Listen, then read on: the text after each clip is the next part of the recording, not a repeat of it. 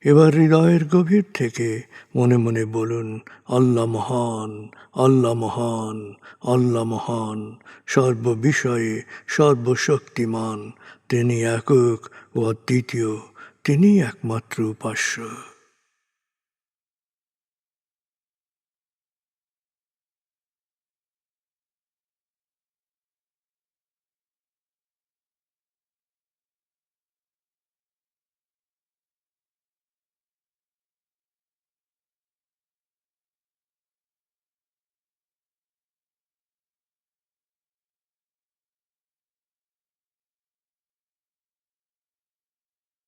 হৃদয়ের গভীর থেকে প্রার্থনা করুন, হে আল্লাহ, তুমি আমাদেরকে বিশ্বাসী, সৎকর্মশীল, সংঘবদ্ধ মানুষ হিসেবে কোয়ান্টাম ফাউন্ডেশনে একাত্ম করেছ।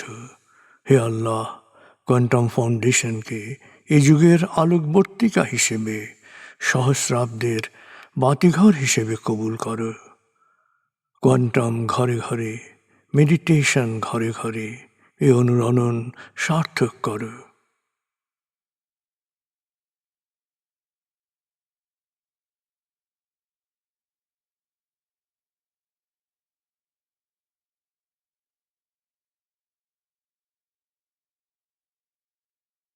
হে আল্লাহ, হে দয়াময়, হে মেহেরবান, কোয়ান্টাম ফাউন্ডেশনের সকল কার্যক্রম, শিক্ষা সেবা, শুদ্ধাচার, রক্তদান, এতিমান, প্রবীণ সেবা, চিকিৎসা সেবা, খতনা, মাতৃমঙ্গল, দাফন, কোয়ান্টাম মেথড কোর্স, এই সমস্ত কার্যক্রমকে সদকায়ে জারিয়া হিসেবে কবুল করো। এই কার্যক্রমে যারা সেবা দিয়েছেন তাদের সবার জীবনকে বরকতময়, প্রশান্তিময় করে দাও।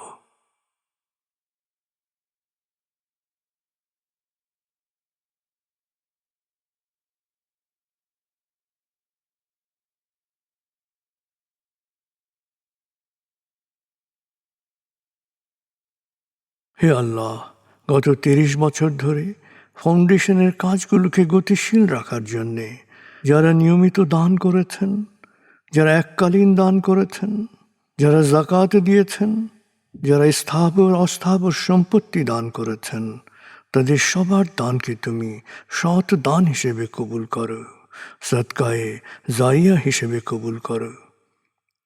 তাদের পরিবারে সুখ ও প্রশান্তি দান করো, তাদের ধন সম্পত্তিতে বরকত দান করো।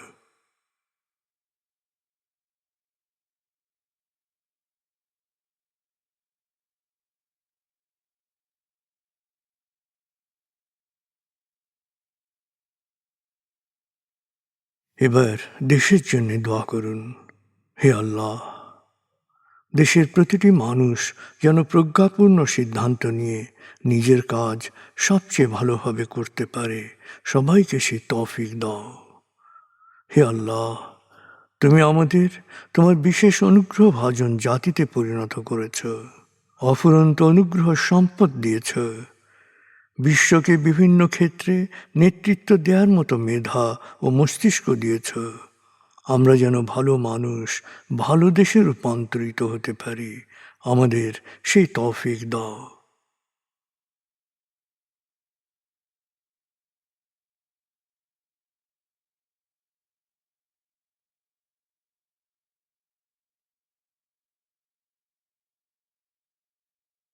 ভালো মানুষ, ভালো দেশ, স্বর্গভূমি বাংলাদেশ।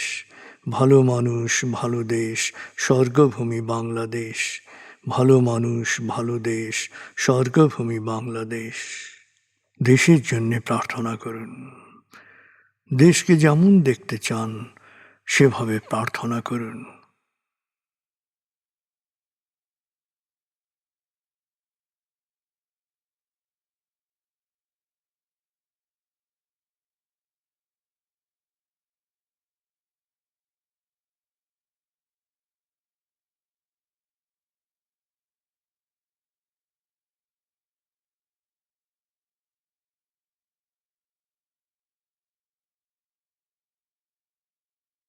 হে আল্লাহ,